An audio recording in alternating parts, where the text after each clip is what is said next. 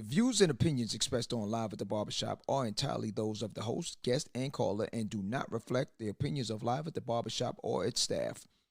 Viewers' discretion is advised. The following podcast is intended for mature audiences only and contains adult content, graphic language, strong sexual content, and a whole lot of shit talking. So in other words, get your kids out the room.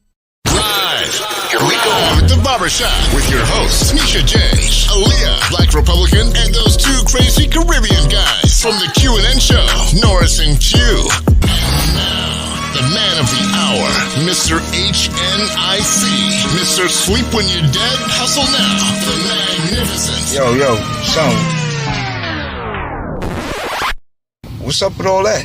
I was just trying to amp it up, you know, like... Oh, okay, all right, yeah, all right, I'm with that. John, live at the Barbershop podcast.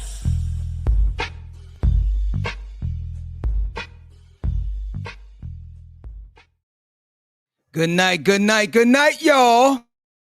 What up? It's Friday night once again. We in the shop. What's going on? Live at the Barbershop. Oh yes. Tonight we are going to make it happen. We've been trying to get this special guest on the show for a hot minute now. Yeah. And we made it happen. Finally made it happen. So, without further ado, let me just introduce the crew. I'm your host for tonight. My name is John. To the left of me is my man, Yo Q. Yo Q, what it do? What up? The shop is officially open, man. It's your boy Q, man. Welcome back to the shop, man. Yes, sir. Okay. Live and direct, on time, no jive, all live. It's my girl, Sassy. Sassy's in the building. What's good? What's up, family? Look, you will love this. I got pen and paper. Yes. I'm ready to take notes. Yes. We got The it. student is in the house and on time. I'm My here. peoples. My people. Yes. We cooking up a crazy Yeah, recipe tonight. it's going to be on tonight. It's a recipe. Next on the hit list is my girl, Aaliyah. Aaliyah is in the building. Fresh off of vacation. What's going on, everybody? Fresh off of vacation, yes. Yeah. I'm We not got fresh on roasted. vacation. No. Not Not this week. Not this week. In a couple weeks. Yes. Okay. Oh, yeah. We spoke about it many times before. Yeah. I know a lot of us, you used to hear those war stories of people putting their kids, their kids' name for the water bill and the light bill and all that. And then when their kids turn a certain age, their kids wondering, right, I can't get I don't have, my credit is jacked. The mom did it to you, you know what I'm saying? So our guest for tonight is going to break everything down. Yeah. Just like, when they say you got that cook up, that good work. Aaliyah, you cook. You know what I'm saying? When you something good, recipes on point, it does good things to you. You know what I'm saying? So it's a cookout tonight. Oh, it's a barbecue right now. Yeah.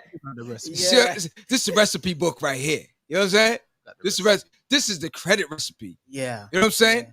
So, Author and first to the show, my man. Without further ado, Ralph Johnson is in the building. Yo. Yes. What's up, Mr. J? Yes, Mr. Johnson. This is second Johnson in the building. We got to put all the Johnsons together. What's going on? Tell them to unmute. Oh, you gotta unmute your mic. Yeah, man. What's going on, y'all? How y'all Good, doing? you good. Okay. Yeah, man. Chi-Town representative. What's good? How y'all feeling Okay. today? We're good, man. Everyone been y'all. It's a pleasure. Yes, thank you so much for joining us. Yeah, man. Pleasure. After tomorrow, everybody will be cooking from the They stuff back in order. That's what we waiting to see. Okay. So, the credit recipe. So,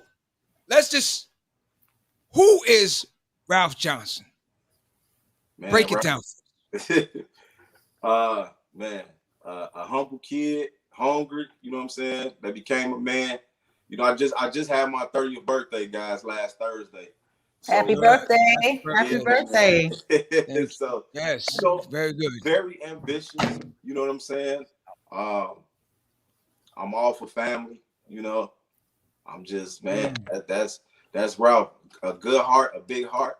I'll do anything for my family, anything for my people. That's me. That's me, y'all. Ask you now, credit consultant from Chi-Town. Now, I don't know. Do you play ball? Yes. Okay, so why not a basketball player? You know what I'm saying? Like, what got you into the credit world? Like, what got you into that? It's crazy because I went to college. I played college football. Okay. I was highly recruited by big schools, but I ended up wanting to be closer to the house. So I ended up going to a smaller school, and Okay. man, it's I went to school for business. I always wanted to go into business. Didn't know what type of business, but I just knew I wanted to go into business. And then, man, the crazy thing about it is I had met this guy, and my dad got a lot to do with it too. My pops, he Mhm. kind of influenced me a little bit about credit, and he was heavy in the real estate game, and it just kind of fell into my lap, bro. And I didn't think that it was gonna grow into something big. I thought it was gonna be just like a small business, a side hustle. You know what I'm saying? But then it just grew into this magnificent, crazy thing where I've helped hundreds of people and wrote a book, of course.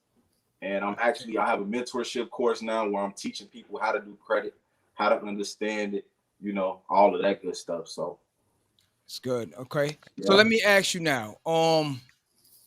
Let's break down certain things. I'm gonna go into small pieces of the book. Then we have dozens of questions. Yo, I was A lot. bombarded, Oh, A lot of bombarded questions. with man. questions. I'll be ready. Yo, they got so many questions that they want to ask, but we want to dive into parts of the book. Yeah. How did you even come about writing the book? Um, man, my family, man, my kids, my wife. My wife was like, um, you need to write a book. You need to do something. So I was like, she's an author guy. She has her own publishing business, and Oh, she's edited maybe 4 or 5 books. My mother-in-law just came out with a book. We like a family of authors, really. You know what I'm saying? Like, That's good. that's and good. it's Nice. crazy, Nice. but yeah, but Family. yeah, but she kind of, she influenced me. She said, "Look, you've been in the game almost a decade now. Mind you, guys, I started when I was 19. You know what I'm saying? Wow. Okay. Yeah." So she was Yeah, like, that's a "You've been long in the game time. a long time. You need to write a book. You need to share with these people, the people that I can't reach. Man, I'm in Chicago. She like, you got to touch the nation. So write a book where everybody can get their hands on it. So that's why, that's what motivated me to write the Okay. book. Man. Yeah, absolutely, Yeah, True. man. That's facts. Facts. absolutely. Okay, so let me ask you now. Um, Chicago, a very diverse city. So, in your hometown, did you fall victim to what most of our people fall victim to before you got into mastering the game of this credit situation? Did you fall victim? When you got that first credit card, you was probably fresh out of high school and you just start hitting things up. Foot Locker's your best friend. You know what I mean? Yeah, them Nikes and J's and Especially the Jays. I know the Jays. The Jays I know is in your club. You know what? I'm gonna have to be the devil's advocate, guys. I didn't know nothing about credit. All I knew was, I had my student loans. That was really it. You know what I'm saying? I had, couple injuries playing football, so I had a couple medical bills and stuff that was on my credit at the time. And I didn't really go credit card crazy until I got into my 20s. Really, I mean, that's when I really like. It was like post, college is when I like, okay, this ain't the right thing to do. You kind of like, a little bit, but and I ain't gonna lie, a lot of this knowledge, guys, come from trial and error too. You know what I'm saying? A lot of it comes from trial and error. Although I'm only 30 years old, guys, like a lot of it comes from me just making a lot of mistakes, learning from my mistakes, and Absolutely. showing my people what to do and what not to do. Yeah. Basically, That's you know. the Yeah, but that's I the big didn't thing. go crazy with the malls and swipe for the Jordans and the Nikes. I didn't do none of that. That wasn't my story. But you also had a strong family support. I mean, Yeah, you Well, can see Yeah, it. yeah, yeah, yeah. Your family's in the building. Yeah. oh yeah. My wife, my sister, my brother, my mom, my mother-in-law, my whole family, man. Everybody's Yeah. everybody's everybody's checking in right now. Yeah, they we see the family checking in, man. I see the whole yeah, family checking yeah, in, man. yeah. Family, we love you, man. I think my Okay, pops so on here too. Yeah, it's just everybody Yeah, checking in from all over. yeah, so now Yeah. let me ask you now. All right, so you broke down different things in the book. I'm gonna play ignorant, so I want you to break down majority of how the different segments of the book and how you went about it and how you go about educating everyone on it. Because some of the other guests in the room didn't get a chance to read the book. yeah, Okay. So I don't want to, you know, I want it to just be on a level ground right now where you can explain it once for everyone. You know what I mean? yeah, So Okay. like you go into different segments. Go ahead. So basically, I wanted to make how you guys. I'm not to bash anybody else's book, but it's like you guys aren't. It's not. It's too complex. You know what I'm saying? You guys are like, man, it's like I want to get it, but I really can't get it. Like it's like you in a you at college and you sitting right there in the classroom and you just looking at the professor like, okay, what is you talking about? You know what I'm saying? So Yeah. what I did was I tried to make it as simple as possible, make it a very easy read for Right. a kid to understand. Like I've had, a few of my supporters who said that they bought the book for their children, to read because it's so easy to read. I break it down really good for the people to understand because I really want everybody to get this information and get this knowledge. So I really broke it down, really, really made it very simple, so.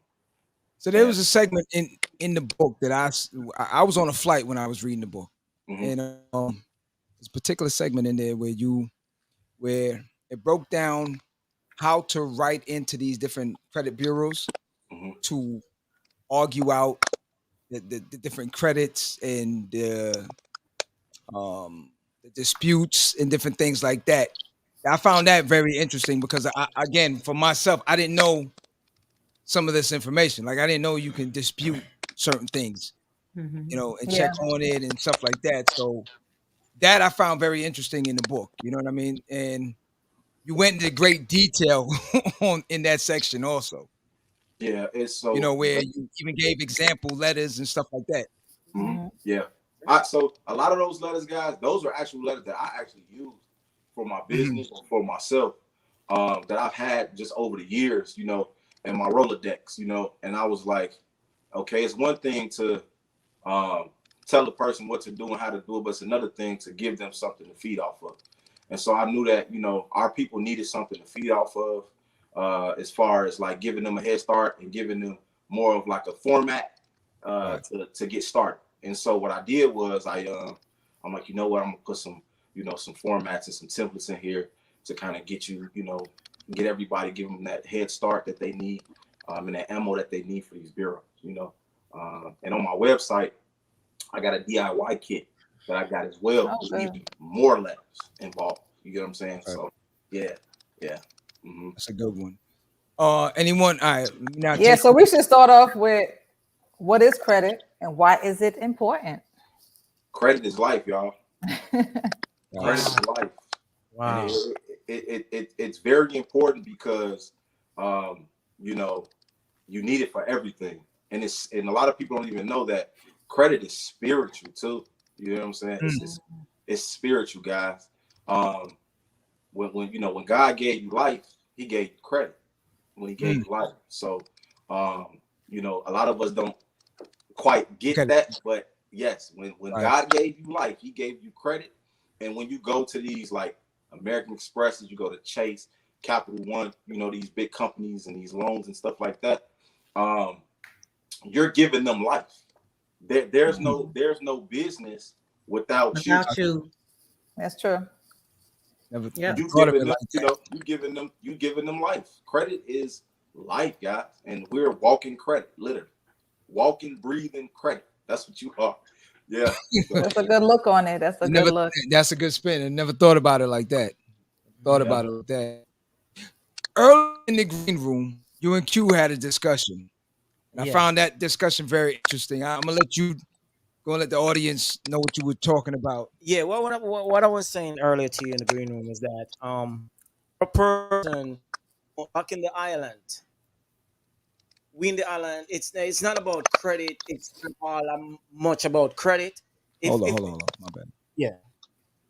Which Wait, before you do that, I want to see if he understands you in your regular tongue. Dr. Johnson, we're gonna play a little game real quick. No, my bad. His name is not Dr. Mr. Johnson. Johnson. Mr. Johnson. Excuse me, there's so many Johnsons. But Mr. Johnson, hold on one moment. I want to see if you can understand my native tongue. Okay? Go ahead. Speak to me. Speak to him. Okay, what I'm trying to say. No, that's not your native tongue. You're all right. Now, have you been in Jamaica? I have not. Okay, this is your Gotta first check lesson it out. right now. So if you can understand him, book a vacation. Go ahead.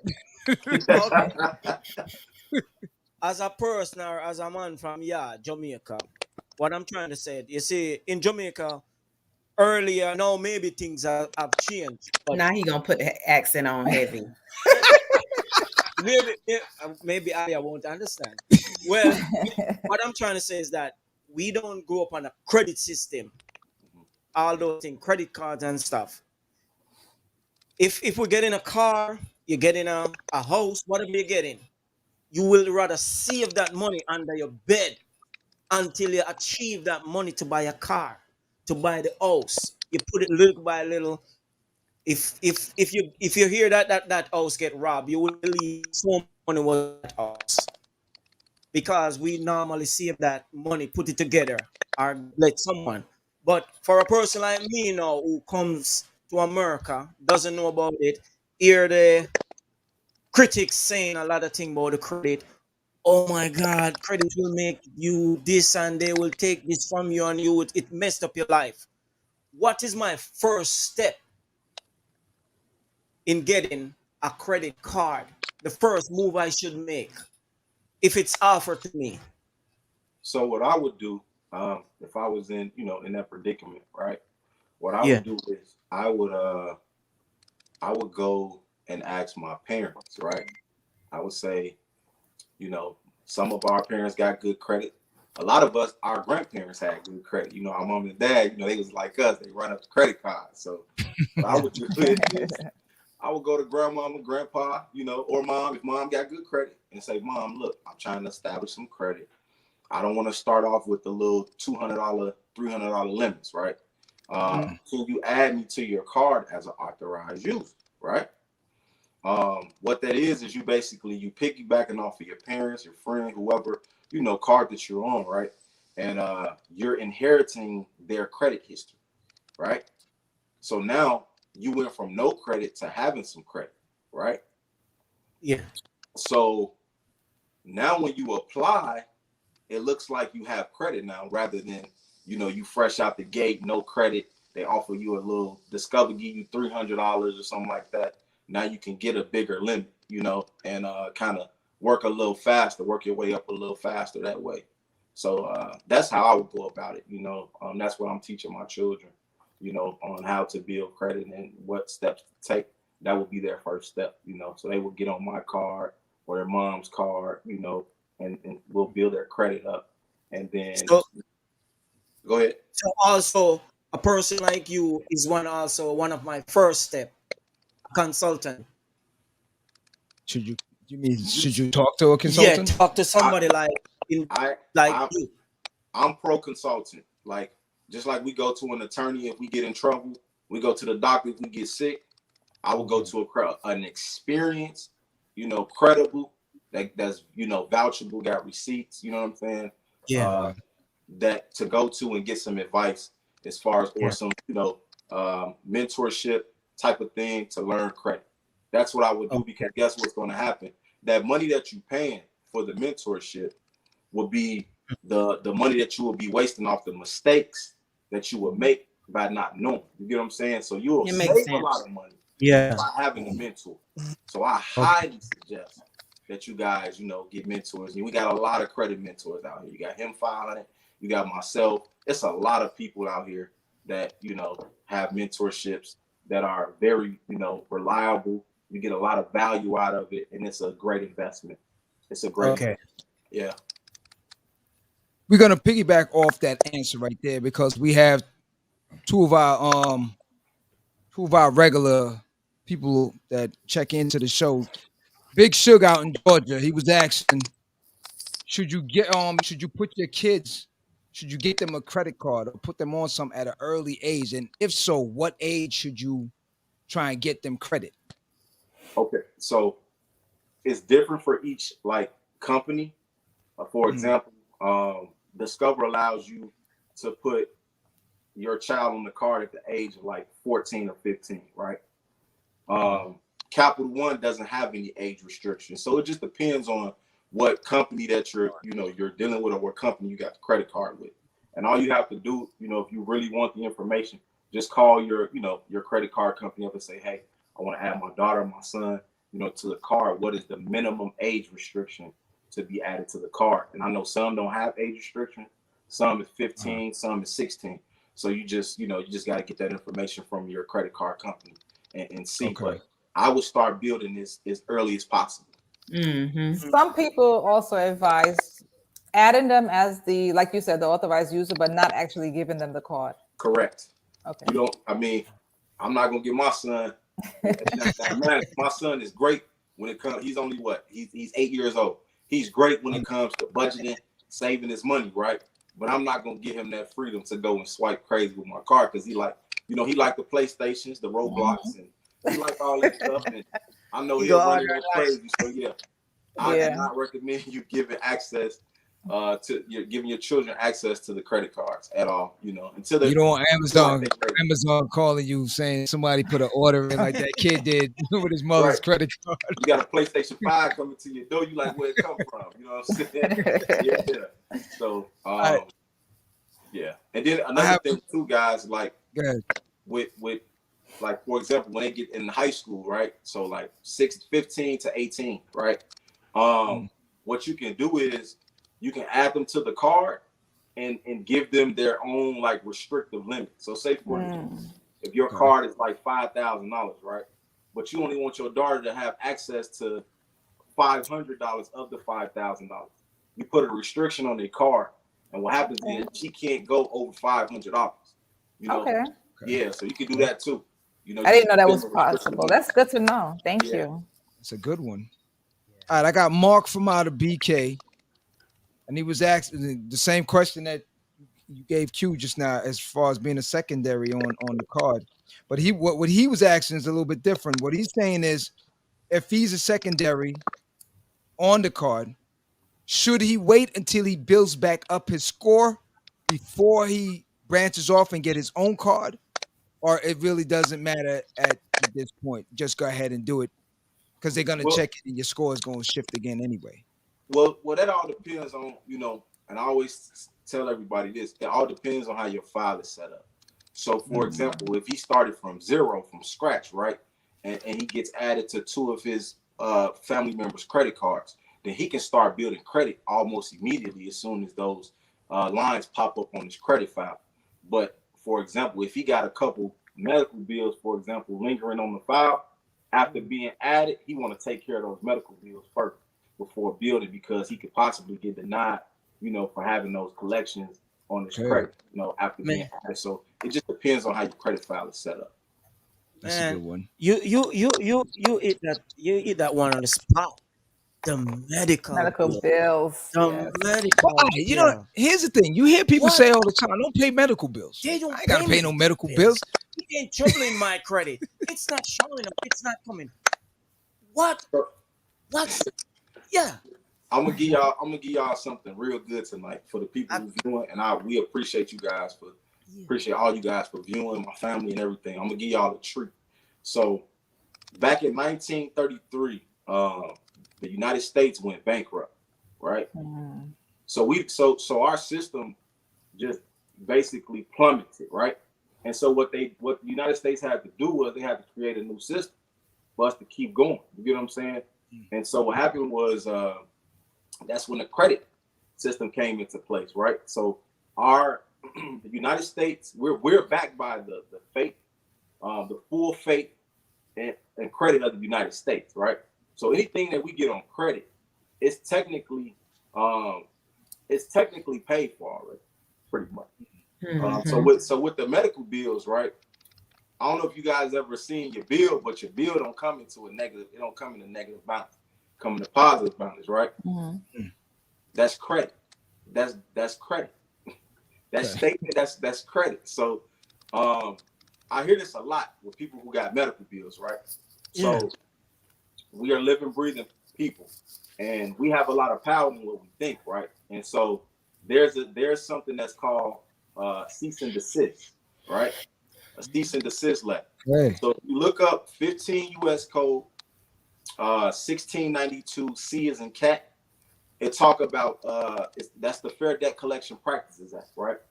And those are our rights that Commerce gave us, you know, as natural people, and just being consumers, right? Natural consumers. And so what it states is that, you know, if you send a letter in, a cease and desist letter to these collection companies, i.e. medical bills, you got I see a lot of like tickets, you know, stuff like that, a utility bill, anything like that. You send them a cease and desist letter. It talks about that the company has to cease all debt collection activity, and that includes credit reporting. Wow. Credit reporting is included in that. And what happens is there's another subchapter, which is 15 USC 1692 K is in kite. That's the remedy section. So that's basically it's stating that if they don't comply with the laws or with certain things that you're doing as a consumer, then you have a right to basically they're liable. It's the civil liability section. So they're liable to you, right, the consumer, for not complying. So for each violation is $1,000. Wow. Okay. Right. So for each violation is $1,000 that they don't comply with the Fair Debt Collection Practices Act. So and it's a few other acts. You know, you got the Truth in Lending Act, you got the Fair Credit Reporting Act, you know, you got the Equal Credit Opportunity Act. There's a lot of different laws out there that protects us guys from, you know, medical bills and stuff like this. So when you mention, you know, not to pay your medical bills, you know, technically it's already paid for. Yes. Because you hear stories of a lot of people going bankrupt for hefty medical bills, like, you know, over $50,000 worth for like chronic health care. So I guess they just responded too late, or. And that's the thing. You know what? I'm glad that you touched on that. That's the scariest thing. Consumers should never file for bankruptcy. Only corporations should file for bankruptcy. Right? You a consumer. Your credit is your life. So as long as you breathing, you get what I'm saying, you're never going to be bankrupt. You know, as long as you're here, you're never going to be bankrupt. And so the only entity that should file bankruptcy are corporations, companies. That's why you see Donald Trump filing bankruptcy. I was just about to call his name repeatedly. Yeah. So, you know, we're naturally not supposed to do that. And it's like they try to put us in a box of a corporation, which when you're born, they do. That's what they do. They take out a corporation on you. They do. The birth certificate? Yeah. Your birth certificate, yeah, your social security card, yeah, with all cap letters, that's your corporation. You know, yeah, that's a corporation. So but the thing about being a human being and being a, you know, having a spirit, right? You can decipher between the two. You know, like I always tell people, play the game, but know who you are. Play the game. So learn the credit game, but know who you are. Know what type of power that you hold, and enforce it. And enforce it. And I feel like a lot of our people that look like us, you know, we wasn't taught to enforce, you know, the rights that was given to us, that was God given, not no man, but God given to us, and enforcing it the right way. So, yeah, it's just Man, it's a lot. We gonna definitely. Yeah, I really appreciate that explanation for the medical one, man, because you go into the doctor's office. He says he gonna dig up them. No, he said He going in the garbage can tonight. That's a lot of $1,000. I know. I'm just saying. I know. Cease and desist. Cease and desist, guys. And guess what? If they don't, for example, right? If you send them the letter, and when anytime you send something off, whether it be to the credit bureaus or you're taking care of your business, you always want to have a record. So you want to send everything off certified mail with a return receipt. So it's a green return receipt, which is they have to sign with a signature stating that they received the documents. Because what happens is a lot of these companies, once you catch them on their bluff and they see that you're serious, they'll lie and say, "Well, I never received it." Mm-hmm. You get what I'm saying? But now you got that green return receipt and that certified receipt proving that yes, you guys did receive it. You get what I'm saying? So yeah, because you go in the doctor's office too much, man, and they say, "Yeah, you're gonna be okay," but when that bill come, you catch a heart attack. Yeah, yeah, man. Okay. But a friend of mine, she asked a question. What was the question? Does a Capital One on a Discovery card tells who you are? Or definitely, it says who you are compared to American Express, black. Yeah. It says where your position at. A friend of mine was debating because he actually says, you see them little Capital One and they send a lot of those to me, but it doesn't make sense. I got that Chase and the Discovery doesn't, It's not so important. to him, what he's saying. But I'm saying, what does it says when that's the card you're pulling out? Oh, you mean as far as if he did get the card? Yeah. What does it says? You're this low. Oh, credit rate was? Yeah.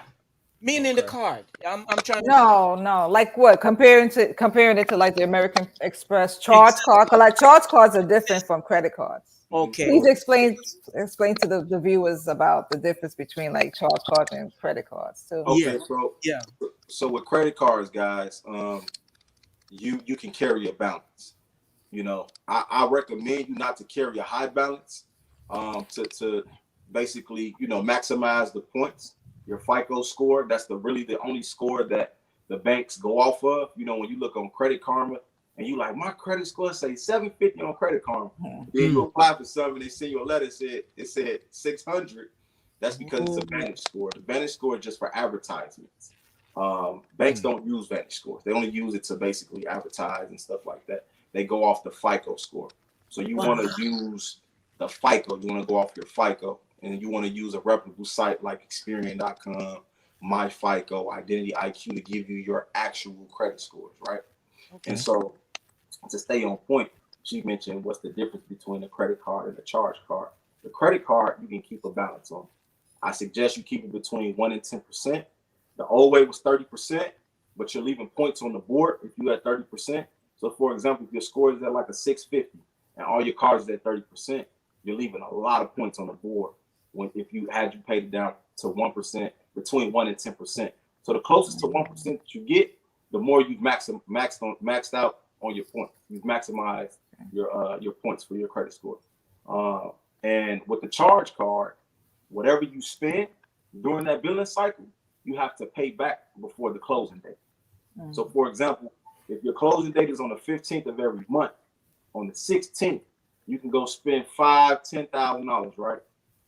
And say your closing date is on the 29th of every month, right? So you can run the card up all you want. So say you spend $10,000 for this particular month. By the 29th, you better pay that $10,000 back. Yeah. So yeah. That's the only difference, between the charge card and the actual credit card. I got someone else that just chimed in on that. Maria, she said on that point there, she want to know what's the best? Is it best to pay your bills on the due date then, or on the statement date? And if it's the due date, how does that work? Okay, so on I always recommend you pay your bills before the due date. Okay, so 3 days before the due date. You know, because the reason why is because you want them to report accurately.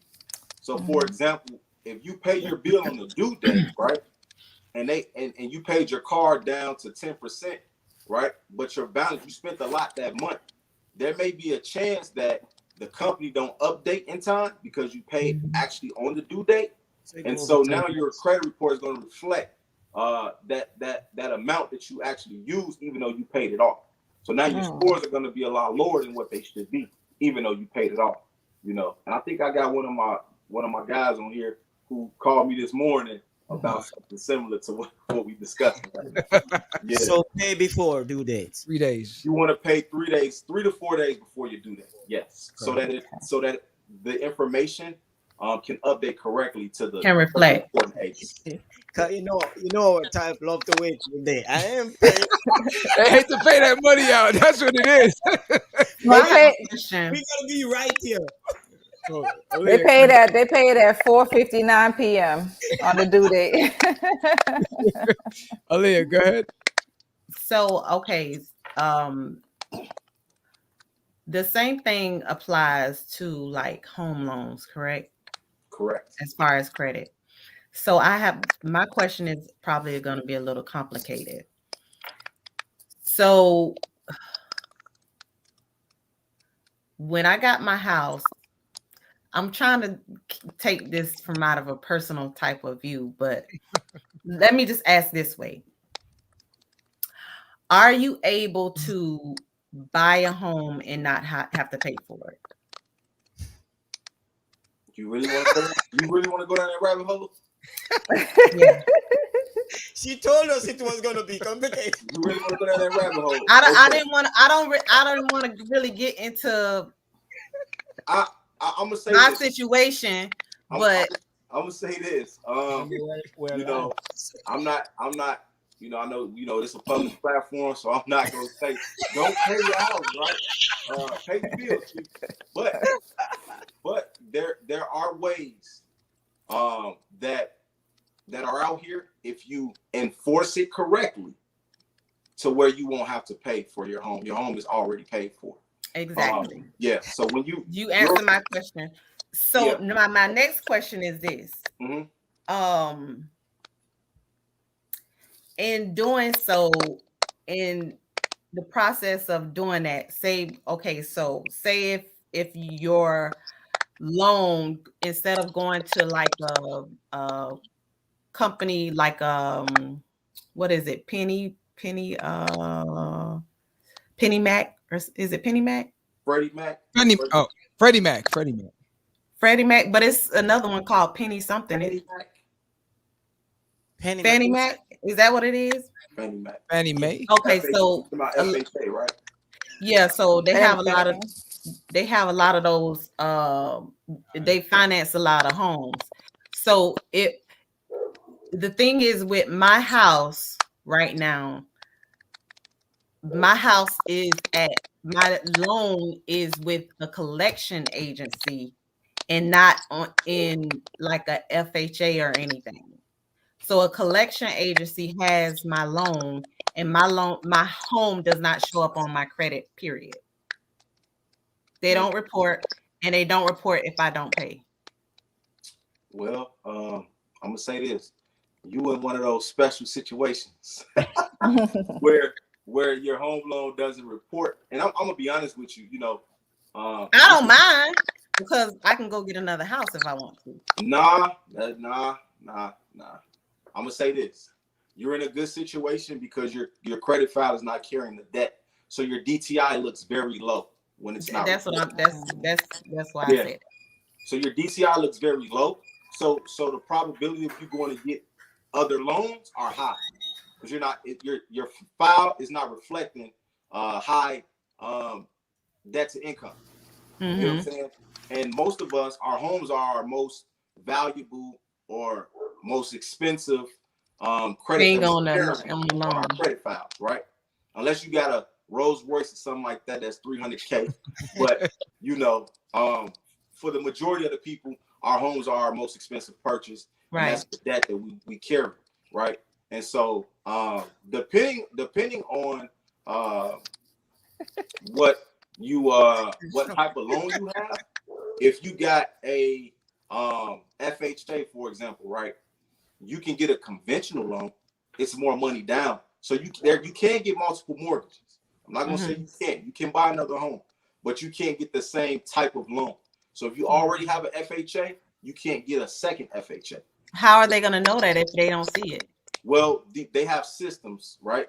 So we're gonna go into that, and I talk about it in my book too, about the secondary credit reporting agencies. So there's other credit reporting agencies outside of Equifax, Experian, and TransUnion, right? So you got, and I'm gonna just name a few. You got CoreLogic, SageStream, Innovis, right? So those are the smaller credit reporting agencies that basically hold data about you, right? And having the mortgages in that data. So although it's not showing up on Equifax, TransUnion, and Experian, best believe it's showing up in the small, one of the small. When you're going into underwriting and you're trying to get clear for a mortgage, right? They're going to see that you already have a mortgage, even though it's not showing up on the actual credit file that they look at. You know, because when you go on underwriting, they look at everything. They look at the other bureaus and stuff like that. And that's when it's going to come up. And that's when they're going to tell you, oh, you got a second mortgage. We can't. So realtors will be able to see this too, or they won't? No, not realtors, no. But like your loan officers, people who are working on the actual loan, those are the ones that are going to see. Your realtor. I know after I closed on my house, all them people got fired. The underwriter, the person who signed the realtor, and the person who the finance company, the lady who did my loan, all three of them got fired. Sound like so what I need to talk to you about, and we're gonna talk about this later. She the mob. No, so Alia, when is your book? I need to talk about not having to pay. That's what I want to discuss. Hey, I'll hook that up. Offline. Hey, Mr. Johnson, look at her. I'll say this, guys. There is a such thing as consumer fraud, okay? And that's basically the corporation committing fraud against the consumer, not the consumer committing fraud against the corporation. So, guys, it go both ways. We just don't enforce it, right? We just don't enforce it. So, there is a such thing called consumer fraud. So, for example, guys, me, and I always say this, I just don't talk about stuff. I actually live this stuff. I do this on a day-to-day basis. So, for me right now, right, I had bought a Mercedes back in 2017, 2016, something around that time. And the dealership basically told me, okay, this car had no accidents, clean Carfax. They gave me the real clean, looked as though it was clean Carfax, right? And I signed it. Like, okay. So after I purchased the vehicle, about 2 months later, I get an alert saying that the car has structural damage. Now, management, I ain't got into no accident. I ain't filed no claim. I'm like, how is this guy? Like, what is this? So come to find out, the car was it was in an accident, and they didn't disclose it, right? Whoa. Wow. That's consumer fraud, guys. And I'm in court with them now. I ain't gonna say no names for disclosure issues, but yeah, we about that life over here. Cleared it out. I mean, I discussed it with several people, and nobody can give me an explanation of why I'm in the situation that I'm in. I know the reason why I'm in the situation I'm in, but they can't give me an explanation as to why. And I think it's more steps that I need to take in order to. Yeah. Absolutely. And what I will say is this: there's a book called Unrebutted Affidavits Stands as Truth, and you can find it on Amazon. That's one of the books that I read. I'm forever a student, guys. I love to teach people about credit. I'm forever a student. And in that book, it talks about, the power of the affidavit and how to structure an affidavit, how to put an affidavit together, and how when you serve a corporation, So, for example, your mortgage company, right? You served the finance company, whoever, was over your mortgage, you served them an affidavit, right? And all you're stating in the affidavit is fact. I got this loan on this such a date. You guys violated this under the Truth in Lending Act, right? Mm-hmm. So the Truth in Lending Act, guys, is anytime you get a loan, all institutions fall under Truth in Lending. I mean, they have to be truthful when they're lending, right? But a lot of companies, they're not truthful, guys. Okay, I'm gonna just say that. And a lot of our people have gotten, screwed over, may I say? Mm-hmm. And if you look up that law, and that's 15 USC 1602, that's where it starts at, Truth in Lending, right? And if you just go down the subchapter, it talk about what the company, what the guidelines and the procedures are for the companies and how they're supposed to go about it when giving, when extending out you a loan. You get what I'm saying? Giving you a loan or getting a loan from a company, right? And a lot of them aren't true. And what a lot of people understand is that, as a consumer, we have a right to rescind, right? Mm. We have a right to rescind, and that's 15 USC 1605. A is in alpha, A and B. I want y'all to look that up and talk about your right to rescind on contracts, loans, anything pertaining to installments, right? So if you get a car loan, a mortgage, you can rescind those contracts. That's your right. And what happens is, by you being the one who created the credit and you rescind it, right? Because you're the originator, you get to keep any collateral that was involved in the agreement. Sounds good. Okay. Yeah. So that's the right of rescission, guys. And there's affidavits called right of rescission affidavits. So you want to learn how to structure that. You want to learn how to create those, right of rescission affidavits, and you can serve the corporations with these. And the great thing about it is that corporations are dead corpse. That's why I call them corporations. They're corpse. Yeah. They're dead. They can't talk. They only can talk if we allow them to talk. We give them the power to talk, right? Mm-hmm. So when you serve them an affidavit, it's like you putting them in a lose-lose situation because they can't respond to it. And then after 30 days, if they don't respond to it, then they have to. It stands as law. So whatever you put in there stands as law. Wow. Yeah, it stands as law. So, and these have to be filed at the courthouse. How does that work? So a little bit. With the right of rescission affidavit, you want to get them notarized. Any document that you send is that you send in, legal document that you want to be basically. So a notary is to the courts. Any document you send to the courts, you want to notarize. Anybody, even if I give you a document, right? It's a legal document once I notarize, right? Okay. And then it'll hold up in court. So that's why. Because written stuff don't hold up. Yeah. Without I'm not giving y'all no legal advice. I ain't no attorney. I put that disclaimer out there.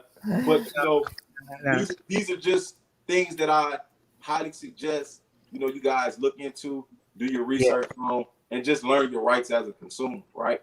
And after 30 days, right, when the corporation don't respond, now they are in default.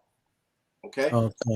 So they're in default. So whatever it was that you stated in that affidavit, basically is going to get granted because you put them in default. And the next step would be filing a lawsuit, right? But you have to give them an opportunity to cure. So you send them a letter called a default/opportunity to cure letter, basically stating that, look, I sent you an affidavit, you didn't respond correctly, because the only way to respond to an affidavit is with another affidavit, line by line, right? And they can't do that. And so now they're in default, and you may not have to get to the last step, but you have to send them a default opportunity to cure letter. And they may say, okay, well, we'll settle or we'll do something, whatever case may be. But you got some that are like, we don't believe you. So now it's like, okay, they don't believe me. Now I'm going to go down to the courthouse and I'm going to file a lawsuit. Or if you don't want to take that step, guys, just hire a consumer law attorney, and they'll do it for you. And they'll be glad to do it for you. Yeah, because the law states that if you win a lawsuit, right? The attorney fees are included. So that's separate from what you get. So your attorney is like free money for your attorney. So they love to take on these. I love it. They love to take on, yes. And so you basically give it to them then we just get lazy and say, I'm not gonna go. You know? Yeah. hold on. Yeah. We got somebody in house also that want to ask some questions here. All right. This is going back to on the credit card, on the credit card payments. So what if the credit card company withdraws the money from your bank account on the due date? How do I go about paying in 3 days before the due date? Change the Same date. date. If they do that, then that means that you got it on like auto pay or something like Yeah. that. So this is my suggestion to anybody. Yeah. Don't put nothing on auto pay. I do not. I mean, that's just me because things Yeah, I do the happen, same. right? And it could be like, I don't know if one of my guys is on here, but similar situation. You know, he was on auto pay and something happened with the bank, right? Where the payment didn't go to the company. So he thinking like, okay, I'm paid for it. Like it's on auto pay. They got their money, but really they didn't, right? And then he got dinged with a late payment because the bank never got the money. So you always want to stay in control of when them payments going out to these companies so that you know and can keep, you know, accurate record of you know what's going out in your account and the payments and all that stuff, because things do happen. There's a such thing as bank error, guys. Banks. That's true. I'm sure it get caught with a lot of dudes cause they can't remember stuff. the females still using the pen and paper to sketch, but that's right. Your pencil handy. Or what they do is that they catch you and say, "Oh, you'll get $10 off if you do auto pay or something." I don't do auto pay. You know, they try to give you a discount, but I mean, you know, I always look at it like this. It is you know, always try to minimize the risk, right? So me saving that $10, you know, to give y'all control over my finances ain't working. You get what I'm saying? So I'd rather, you know, basically be in the driver's seat when it comes to paying y'all, rather than y'all just taking y'all money whenever y'all feel like. And then another thing, there is a such thing as them double dip. Yes, they do. Yeah, I've seen that. Right? I've seen that. Like, hold on, I thought my payment was only $300. It's just $650. Yeah. Like, and that always happen on the worst time too. Try to get the money back and all this. It's just, you know, it's too much. It takes longer to get it back. You know, exactly. That's so true. It's hard to get back your money from them. And they give you a $10 discount and your late payment is $40. No, they tell you it'll reflect. They tell you it'll reflect on your next statement. Right. Credit, but you could use that to pay your light bill or something. Right. But yeah, it's just, you know. What you got? You got something else? I got one more. Okay. It's actually two, but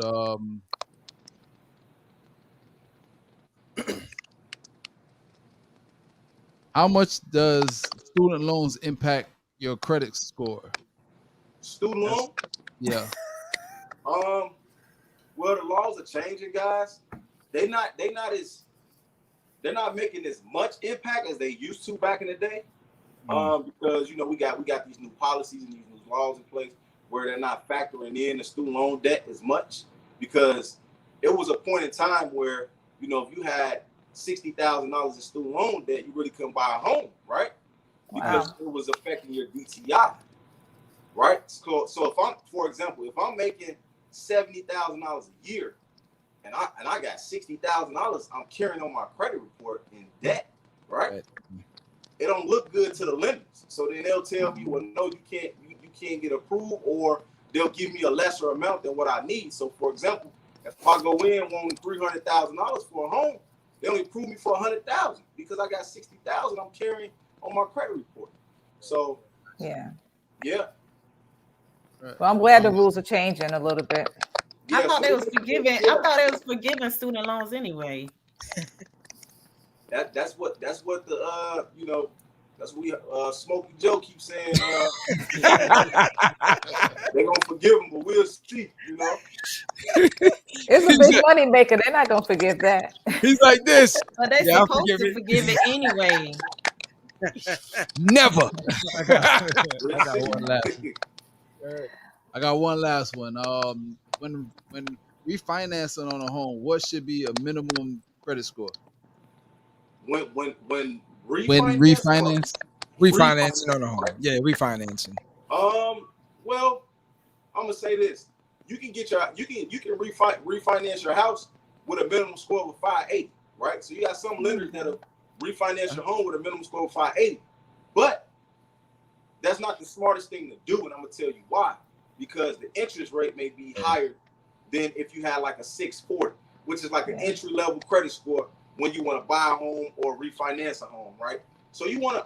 My suggestion would be, I would basically try to get my score as high as I possibly can before purchasing or refinance. Because, for example, right, you got equity in your home, so we're gonna keep it on a small level. I got $100,000 house, right, and I've been paying on my loan for about 10 years now. So now my balance is about $70,000, right? So I got $30,000 in equity, and my percentage rate is at 4%, right? I'm at 4%, but my score is 580. But I want to refinance my house because I got $30,000 in equity, and I want to get this money, right? I want to get this 30, so I can pull it out and buy me a new car or something, right?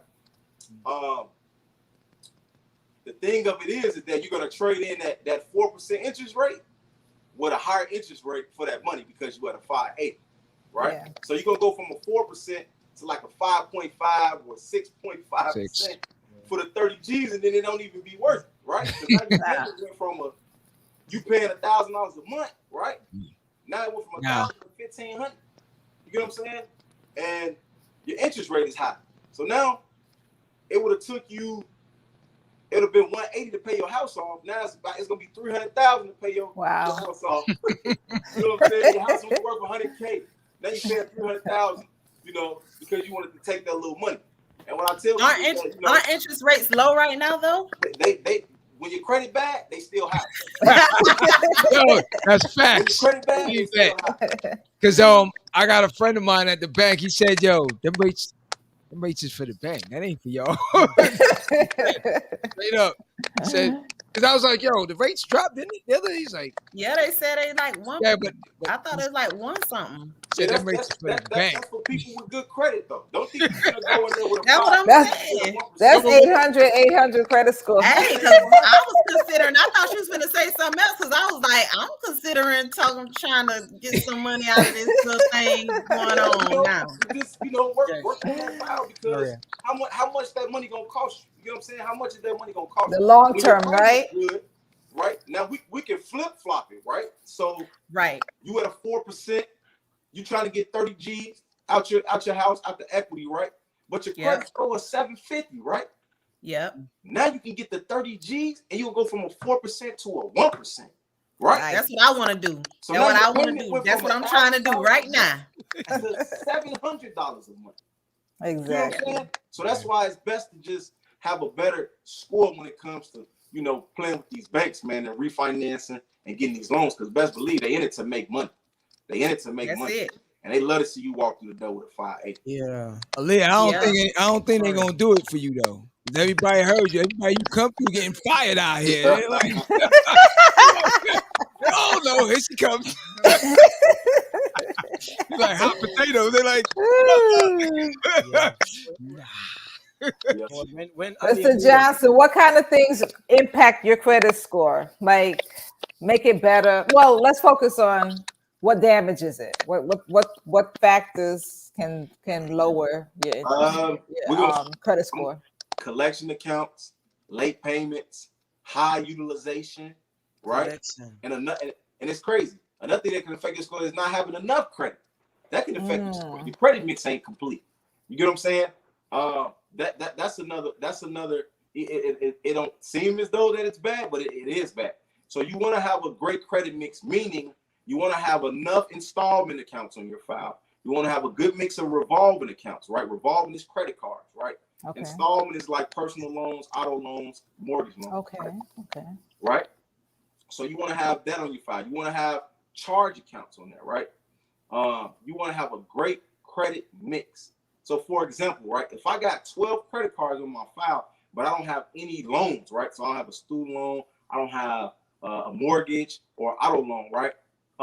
It's affecting my credit file. My score could be better. You know what I'm saying? My score could be a lot better if I have these installment loans, everything to complete the credit mix on my file. Okay. Yeah, We have a question from Maria. Yeah. All right, guys. We're going to post that question again. Yeah. What's the best way to pay down high balances on your credit card? So I get this question a lot, and a lot of us deal with that. Like, we max out our credit card, and then some of us don't even have the money to to pay it back right away down. So now we in all this debt, right? So what you want to do is you start with the smallest credit card, right? You start with the smallest credit card, and you pay that card off, right? And then you work your way to the next card. That's how you start. So if you got a $500 card, a $5,000 card, and a $10,000 card, right? Pay that $500 off first, right? Boom. Then you start with the $5,000. So it's like you in a boxing ring, right? You know what I'm saying? You want to knock out the weakest components first. Yeah. Then you want to deal with Goliath at the end. You know what I'm saying? You deal with Goliath at the end. You get your tax refunds and stuff like that. Apply that to that debt. Don't go out there and buy, a new car or that new Gucci bag. You know what I'm saying? Pay them loans off, because you can get 1,000 Gucci bags with good credit. Yeah. Right? And I want to touch on that. A lot of credit cards give you reward points, right? And some of those reward points are dollars. They convert it to dollars. So basically, when you use your card, right, they're giving you points. So whether it's like a rewards card, like for example, air miles. So you get miles for every dollar you spend, right? Then you got ones that giving you cash back. So what you do is, what I tell people is that when you got credit cards, your debit cards stay at home. Okay. Never use your debit cards, because guess what? You're not benefiting off using your debit card. You're not getting any points. You're not getting any type of benefits off using a debit card. Use your credit cards. The only time you need to use your debit card is to pay your bill. That's it. Use those credit cards, rack those points up, right? Because then it'll come a point in time where, okay, it's been like 6 months and I've been utilizing my credit cards heavily, right? So I got all these points now. Now I see a Gucci bag that I like, right? I go into Saks and I see a nice bag and I got all these points, right? So now I got $1,200 worth of reward points. I'm gonna take those reward points and go buy that Gucci bag, right? Rather than going and spending my hard-earned money, to buy the Gucci bag. You know what I'm saying? So I teach that in my mentorship on how to leverage your credit and how to maximize those points. And if you're a big traveler, right? Like our guy from the islands up there, right?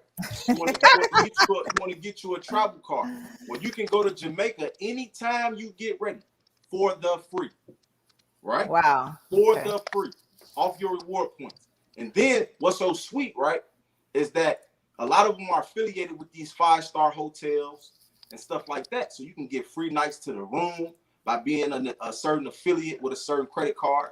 Man, it's just a lot of little perks that you can do, with that too. So you can live lavish, but you can live lavish for free just by leveraging your credit. Yeah, we gotta look into that. You see that? You got all the islands checking in just now. Cayman Islands. I got Virgin Islands right now.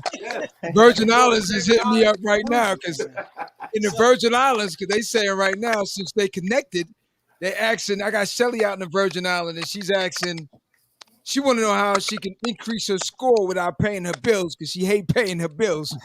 Okay, I got a little, we call them hacks that she could do, right? So if you got, for example, your credit score is high, right? I mean, your debt is high. So you got about $30,000 in debt on your credit, right? Call up one of your family members who got a $30,000 credit card that they don't use, right? It's available, and have them add you as an authorized user. Then what that's going to do is it's going to offset your debt. So now you went from $30,000 in debt. That $30,000 in debt that you was carrying, you now have $30,000 in credit. So now it balances out the file, and it makes your score good. And now you can then go and try to get another credit card, right? Or a loan or something, right? To go and pay off those debts that you had, the $30,000 debts or whatever, right? You can do that. That's another way to kind of finagle you know, the credit and stuff like that. But that will be so difficult to have the family member. I got. They don't want to. No, they can put you as an authorized user, but not give you the card. Right. So you can't use it. There's different, you know, you got trust me. What they say, you know, there's always somebody out here that can help. Yes. You know, always. Yeah. Always.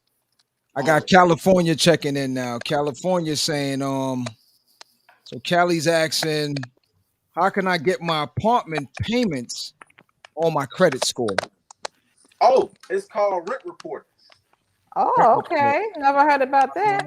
Yeah, it's called Rent Reporter. So basically, with Rent Reporters, right? You give them your information and all that good stuff, and what happens is they report it and they can backdate it. So, for example, if you've been there for 3 years or something like that, right? Mm-hmm. They'll backdate the history 3 years from when you first started your first rental payment. So check out Rent Reporters. The only downside to it is that they only report to the TransUnion Credit Bureau. That's the only thing. I never knew that existed. That's good information. Yeah, but you're gonna get, you know, at least some type of you know, credit or something like that, you know, benefits off paying your rent, because I mean, you just a lot of renters out there. Yeah, it's a lot of renters out there that's not benefiting off paying. No. You know, and you can benefit off it by Rent Reporters for sure. Didn't know that. Okay. Didn't know that. That's yo. Once again, you gotta go get the book. Yeah, I Get see, the man. book. Flip it upside down. You got it upside down, John. Look at it, man. Gotta get the book. Miami. It's all available on Amazon. Go and get the book. Yeah, Miami got the recipe. Everything is in there. Everything is in there. MIA got the recipe. We're gonna plug everything at the end. I got one more question coming out of California. California's asking which credit agency is the best one to report, like when your credit is stolen. I guess your identity or credit is stolen. Okay, so we're gonna talk about. I remember you mentioned that earlier. So we're gonna talk about identity theft, right? So identity theft is on the rise, guys. Like, it's a lot of fraud going on. You got, you know, I got a letter just recently saying that you know, like they got like some type of unemployment fraud going on or something. If you know you had unemployment or somebody filed for unemployment in your name, that's identity theft, guys. Right? Mm-hmm. So what you want to do is the step that you, and I talk about this in the credit recipe book too. What you want to do is you want to first get a police report. That's first and foremost. Get a police report, bring in your credit reports, right, to the station, and show them, look, I didn't do this. This wasn't me. This is not my address that's reporting on my file. I don't know, you know, where this account came from. And so what they're going to do is they're going to give you a police report, right? Once you got your police report, what you want to do is you want to freeze. You want to freeze your bureaus. So I'll talk about that in the book too. You want to place a freeze on your bureau so that the perpetrators aren't continuing to screw you over, right? You got to freeze on it, and you want to put a fraud alert on there as well, right? So what the fraud alert does is it notifies you when someone is using your credit or running your credit for anything. You know, that's like a basically like a layer of security that you will have on your file, right? And then secondly, what you want to do is you want to go over to identitytheft.gov, right? Identitytheft.gov, and you want to fill out what they call an identity theft affidavit. So on that affidavit, you're going to list your information, you know, the accounts that that was committed in the identity theft. You're going to list, if you know who the perpetrator was, you can list that as well. And once you complete it, right, you're going to print that out. And you're gonna send it to Experian, Equifax, TransUnion, right?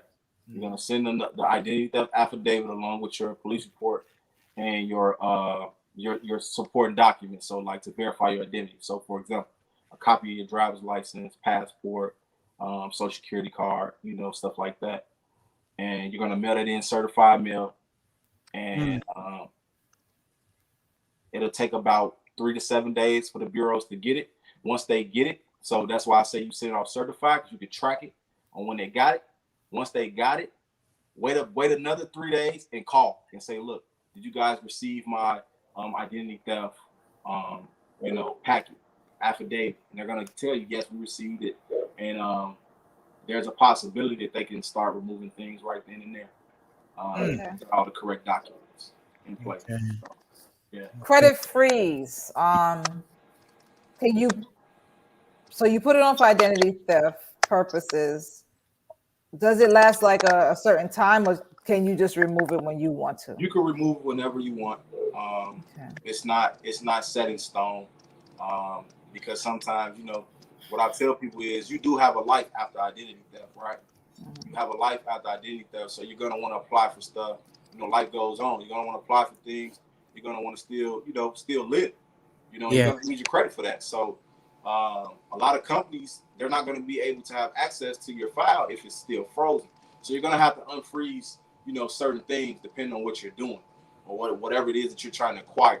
So you want to unfreeze that, and if you want to, play it safe, you unfreeze it for a temporary amount of time, just for that day or 2 days, and then have them freeze it back again, just to stay stay safe.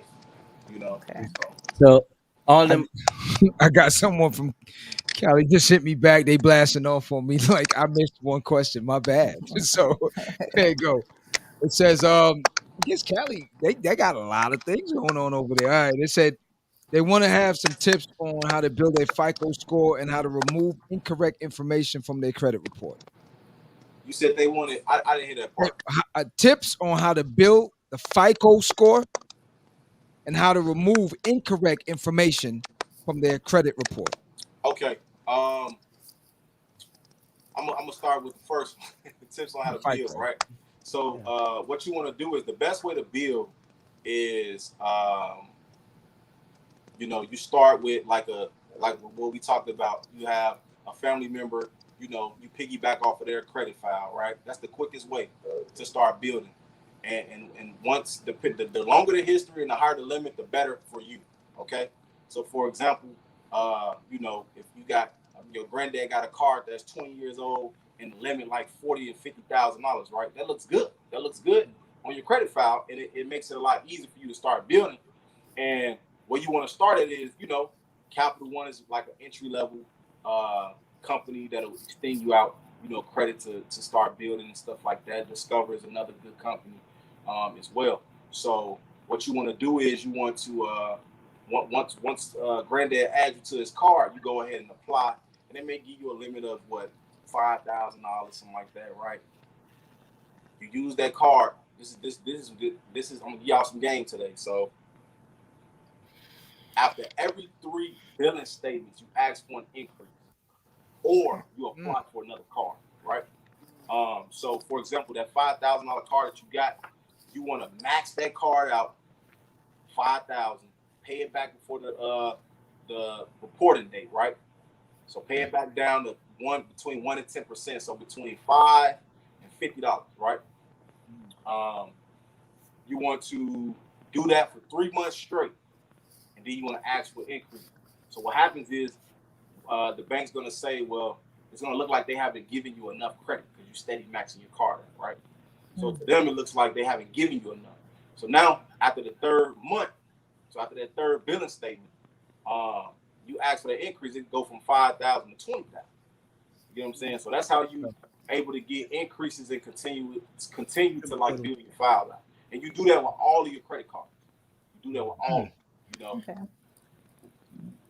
And the second question was how to remove negatives off your credit. Yeah, remove. Yeah, how to. Yeah.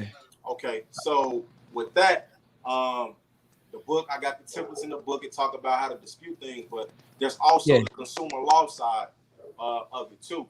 And 15 U.S. Code 1681B, right? It talk about permissible purposes, right? So if a company didn't have a permissible purpose to pull your file, as a consumer, right, under the Fair Credit Reporting Act, you have the right to remove that. And under the FCRA, certain laws, the credit reporting agency, the credit bureau, they have to respect those laws. They have to honor that. And if they don't, right, then they're civilly liable again, right? So they're civilly liable, meaning it's $1,000 per violation, right? Okay. They don't honor the law.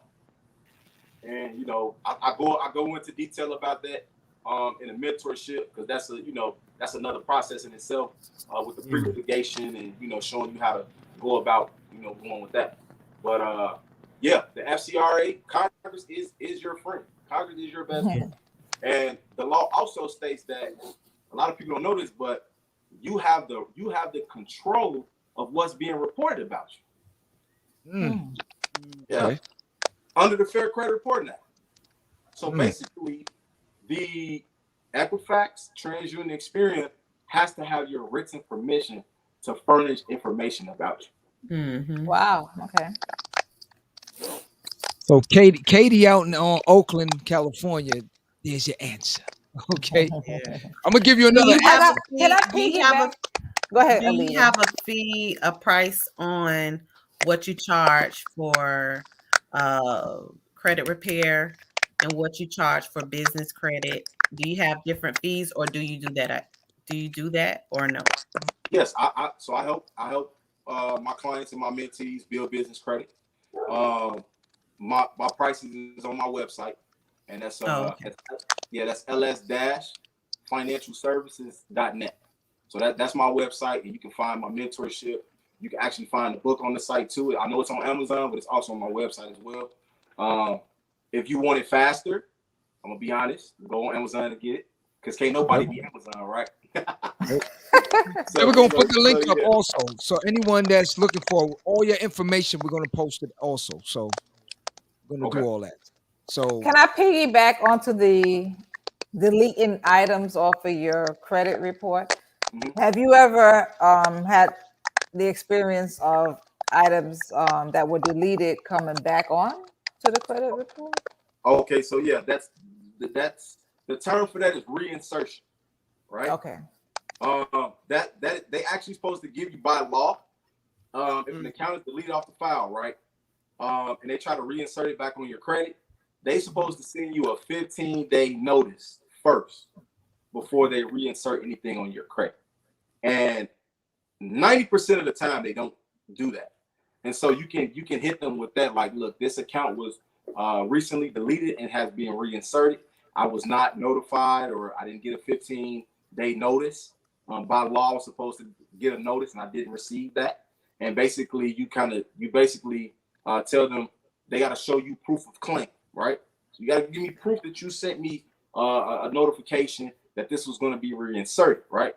And 99.9% of the time they don't. So that's a way of getting it off. And also the 15 USC 1681 A is in alpha, the number 2, B is in boy, right? That also just states that you authorize what's being reported about you anyway. So if it gets on there and you want it off, using that law, you tell them, look, this account is on here without my authorization, without my written permission. I want it off, right? Now, a lot of them guys, a lot of the bureaus will give you a hard time. So don't be afraid to file a lawsuit to get them violations. Because remember, like I said, under 15 USC 1681, I think it's Fair Credit Reporting Act 81. I think it's H or E. Is one of it's D. I'm sorry, guys. So 15 USC 1681 D. It talks about civil liability, and it talks about $1,000 per violation. With if they don't basically abide by the FCRA guidelines, meaning if it was out of if you guys basically don't comply, it's basically failure to comply with the law. If you don't comply with the law, then you're liable for $1,000 per violation, right? Per account, all of it. You know what I'm saying? Wow. So there's people, there this are is people gems. out there right now, guys, that are getting 1,000. Man. I'm gonna say this: 5-figure, right? 4 and 5-figure checks from the bureau for violating their rights. Okay. Yeah. Nice. There are people out here that are getting 4 and 5-figure checks from debt collection agencies who are violating their rights. Gems. Oh, they're the worst. The debt collection agencies are the worst. Yeah, and oh my God. I want y'all to study the Fair Debt Collection Practices Act, right? And there's a law in there that states that if your phone rings from a debt collector, you are owed $1,000 for every time they call you, right? So wow, that's called harassment. Okay, it's called you harassment. get double. You get double if they call you on your job. I keep getting those. Call you on your job. That's harassment. That's $1,000. They'll be like, for every violation. Give me 3 words I can say when we get calls. I'm gonna tell you what I do. When I get that call, what can I say? Hey, I'm gonna tell you what I do. When he goes, hello, I speak to John. John said, oh, this is Q. No, those calls, I answer those calls like, hello. So what you want to do, right? When the debt collector calls you, right? Yeah. Right? This is what you want to say. Yeah. You don't want to volunteer any information, right? And don't be afraid to talk to them. And I go over this in the mentorship too. So I show you how to handle these collection agencies, right? All you have to say is, look, you quote the law, 15 U.S. Are you familiar with the Fair Debt Collection Practices Act? Most of them will say yes. And I would say, do you understand that you're violating my rights as a federally protected consumer? And it's not legal advice. It's just the law, right? When they say that this is an attempt to collect the debt and it can be used, that's $1,000. Yeah. That's $1,000. Oh my God. To say that they're calling to collect the debt, that's $1,000, guys. You just introduced us to a new stream of income. Thank you. Oh, listen, there's people that do this. They wait on the mail to come to see if it's letters. Man. so hold up. Listen, man. Hold up. So I shouldn't hang up on them. I should have kept them on the line because I'm attempting to play. What? Record all phone calls, guys. And let them know, like, I'm recording this. It's being recorded. You know okay. Record those calls. Okay. Let them know you violate. Look, if they talk to you in a loud tone, $1,000. It's called plain language. You know what I'm saying? It's $1,000. You know what I'm saying? So I'm telling you guys, and shout out to brother Umar Clark. And shout out to Shaquan Envy. I was following them, and like basically they talk about consumer law and basically how to exercise your rights as a consumer. And I was able to learn a lot from them. You know what I'm saying? So I definitely want to shout them out today. And the Bureau books, shout we them out. We appreciate you today for real. Thank you so much, Mr. Jackson. Yes. Let me ask you a question. Do you travel? You travel with the mentorship, or is it just in Chicago? It's Chicago based. It's Chicago based, but if a person come to me and they really want the information and they talking right, I will leave my 4 doors and I will come and I will sit with you until you get this information, because man, it's so vital that we, especially in the times we're living in now, guys, we need to know our laws and our rights, because there's such thing as a vaccination affidavit. I don't know if y'all knew that, but it's called a vaccination exemption affidavit. You don't want to get vaccinated, you can serve the corporation that you're working for, or whatever, you know what I'm saying, whatever the scenario may be, and say, look, under these rights, look, I want to be exempt from this. This is my right.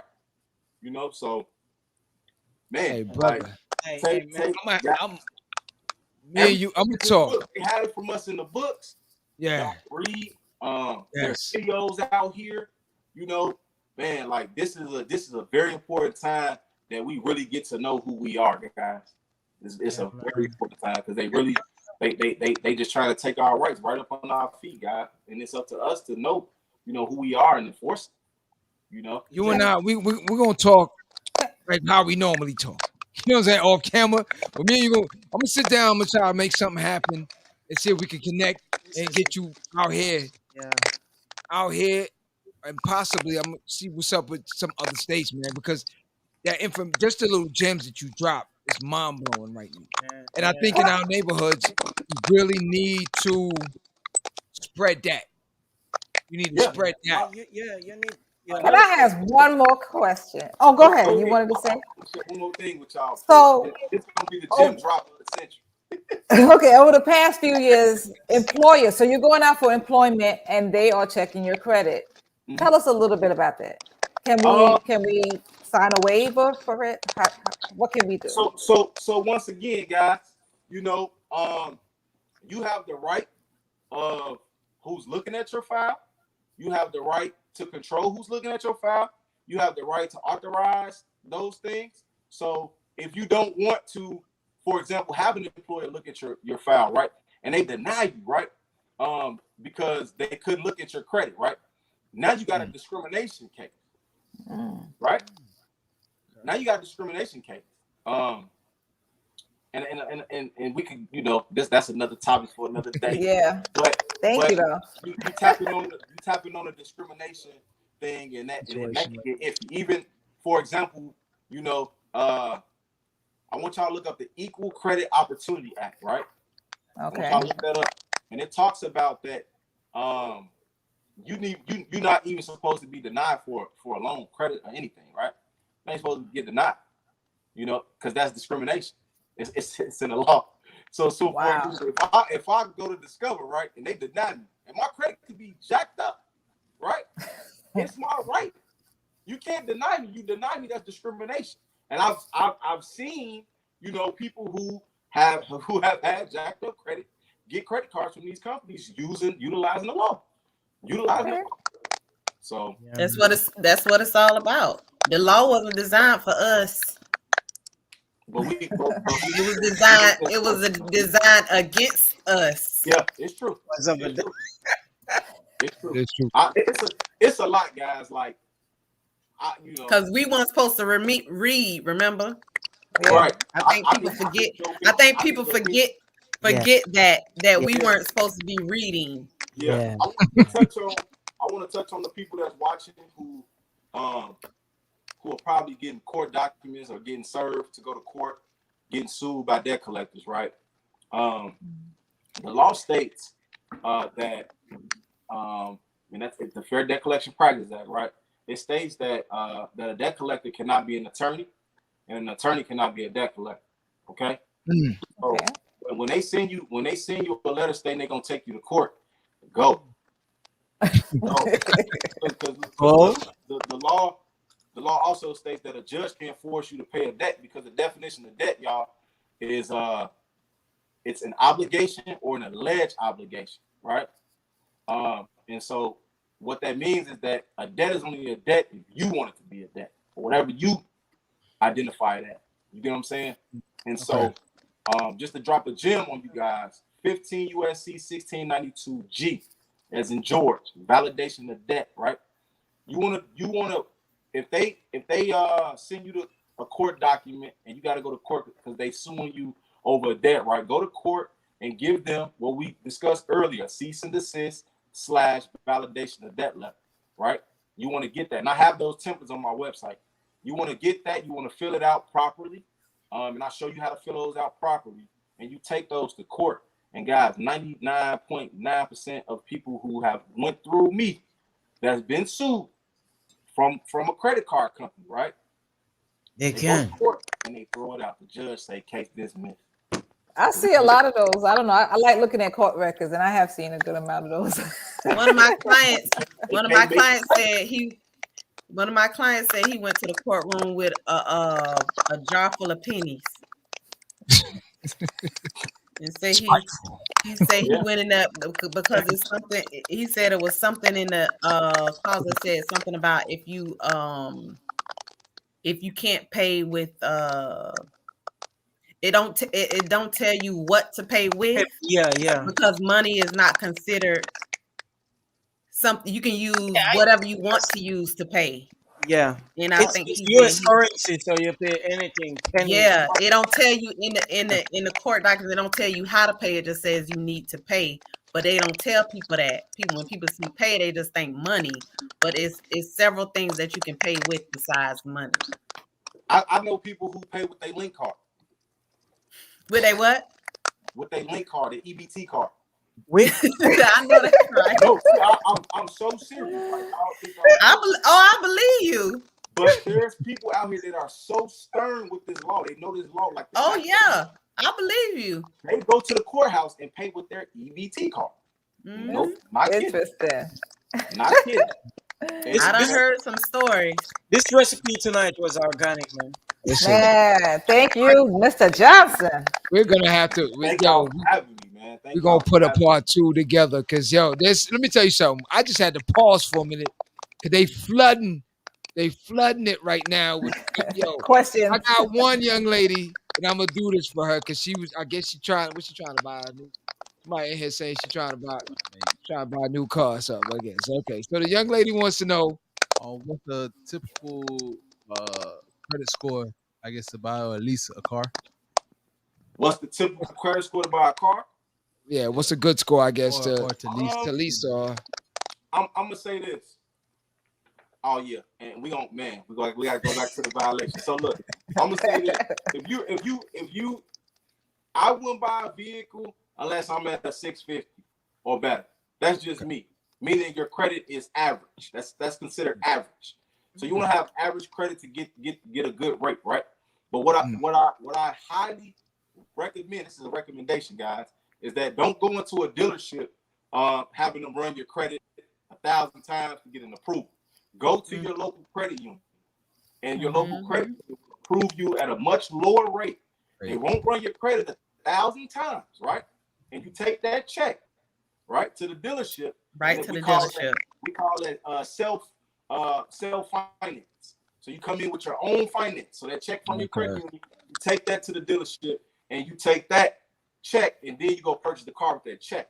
Because you're alleviating getting 20 inquiries on your credit. Now I'm gonna touch on that. Not only that, you're gonna be in and out of there. In the gym. They don't like it. Might get fired. They don't, and he right, they don't like it because I done had to go off on them several times. When they try to get my kids, I go in there, I be like, no, come on. That's the smartest way to purchase a vehicle. You know what I'm saying? That's the smartest way. Self-credit. Now, if you do go into a dealership, right? And what they say?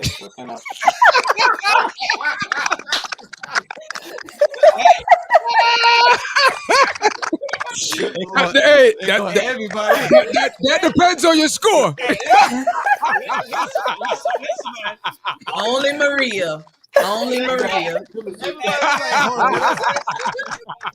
Hey, that's Maria who wants to fix her balance.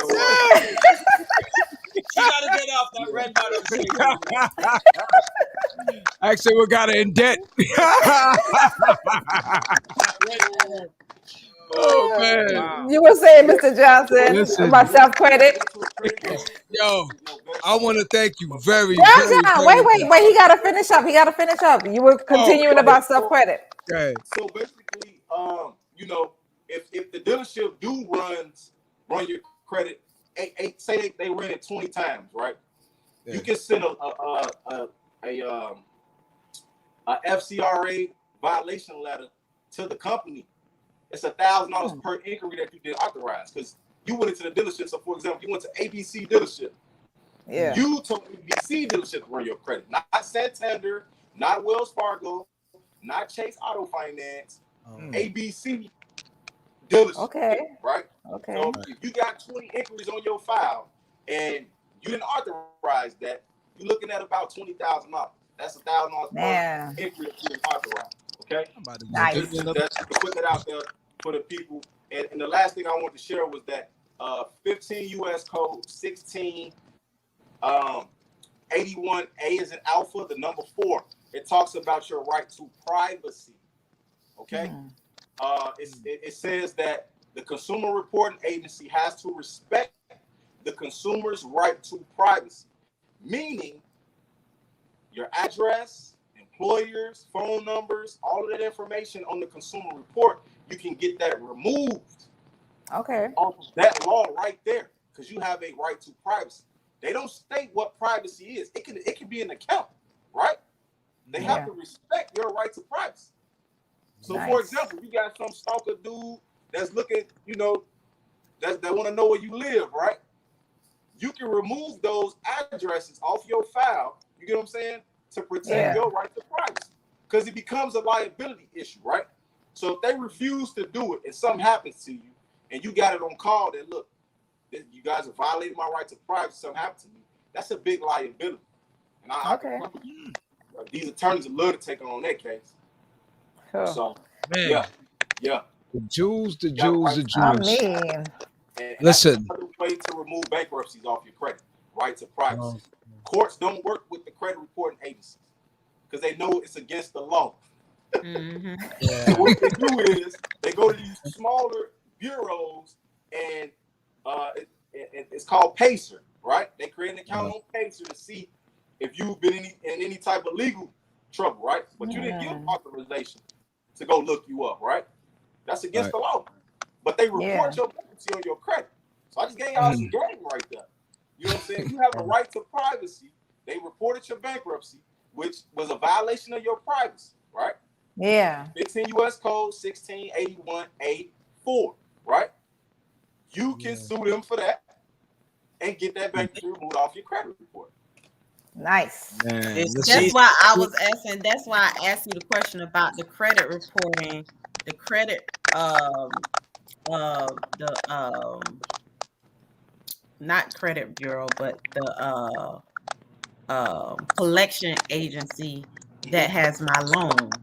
That's why I ask you that, because they're not really supposed to be doing that. No, they have no authorization. They have no So that's my whole point as to if they have my loan, I should be able to get rid of that. Yeah, so there'll be a few steps that you would need to take, a couple things that you would need to file, but it can definitely happen in your favor, Queen. So just just reach out, and I definitely am on that for sure.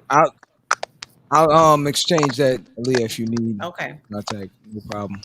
So for everyone out there, this is the book. This is the Holy Grail right here. Understand me? It sure is. You need to go get this right now. And it's available on Amazon. The links will be on the site here as well. The credit recipe. It'll be in the YouTube description. And it's organic. And it's going to be everything you need to know about Ralph Johnson, the credit recipe, where it's located, and his mentorship will be on the YouTube page, okay? Also, Mr. Johnson, if you want, please do plug all your information and where they can find you, please. Okay, so I'm on Instagram, right? So my Instagram is CE0, not O, but 0, because it wasn't available. Life, LYFE. That is me on IG, guys. So CE0_LYFE is where you can find me at on IG, guys. Also, my business IG is LS_financial on Instagram. My website is ls-financialservices.net, and that's where you'll find, pricing and what I offer, guys, to the people. Yeah, we're gonna see if we can get something going for the youth. It would be a great thing to try and get you out here in Miami, just to connect with a lot of these different communities out here, just to educate the youth. That way, they do not take the wrong path. Go down the rabbit hole. Yeah, save the youth from the rabbit hole. Yeah, definitely. So I'm gonna start. Yeah, I'll start making some phone calls to some heads that I know down here as well. And me and you, we've always talked about this. Yeah, Florida is like, man, I love coming down there. I go down there at least 3 times a year. My kids love it, so I don't mind coming down to Florida, guys. And say no more. Say no more. And really educating our people, because I'm gonna be honest with y'all, man. We need to give the next generation the best head start we possibly can. Yes. And that really starts with credit, guys. Yes. Like, exactly. Money and credit moves things, guys. It moves things. It moves mountains. Oh, we've seen that from our counterparts. So, yeah, we know the deal. We definitely do know the deal. But I want to thank you so much once again Ralph Johnson. The book is called The Credit Recipe. Located, you can find it on Amazon. Also, consultation, mentorship, all the information will be there. Okay? So once again, I want to thank everyone for joining us tonight on Live at the Barbershop. Any credit situation, and we will have him back. We will have you back. We're going to do a part 2 on this situation because there were so many questions that we can't even get them all in for tonight. Yeah. So I want to thank you once again. You can find us on all the platforms once again.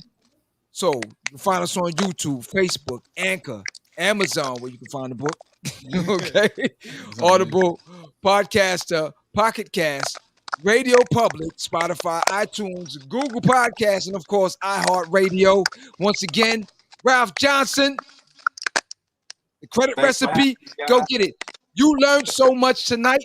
The gems is out there. Yeah. The gems is out there. Matter of fact, I made a mistake. Thank you. I made a mistake earlier because we're affiliated with another close friend of ours from the show called Dr. Johnson. But I'll be honest with you, you got your doctorate right now. I'll give it to you right there. Dr. Johnson, number 2. Thank you very much. Live at the Barbershop. Thank you very much. I'll see you next Friday. Jessica. Thank you. Go out in the world and be somebody.